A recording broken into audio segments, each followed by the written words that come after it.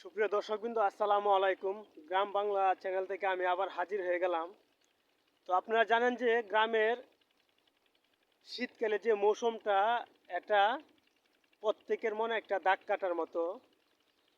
তো যেহেতু শহরে থাকতে হয়, মাঝে মাঝে গ্রামে আসলে ছোটোবেলা শৈশবকালে যে গ্রামের ন্যাচারাল বিউটিগুলো রয়েছে, এগুলো মনকে আকৃষ্ট করে। তো আমাদের যে গ্রামটা, এটা খুবই প্রত্যন্ত একটা গ্রাম।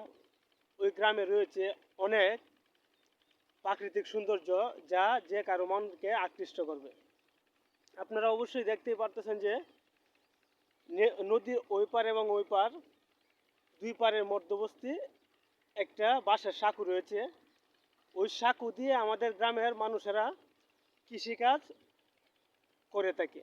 তো ছোট্ট একটা কাল, ওই কাল দিয়েই বয়েছে ছোটো একটা নদী। ওর পাশে আপনারা দেখতে পারতেছেন ওটা মাছ ধরার একটা জাল, ওটা দিয়ে মাছ ধরা হয়ে থাকে। তো আপনারা যদি গ্রামে না আসেন, গ্রামের সৌন্দর্য উপভোগ করতে পারবেন না।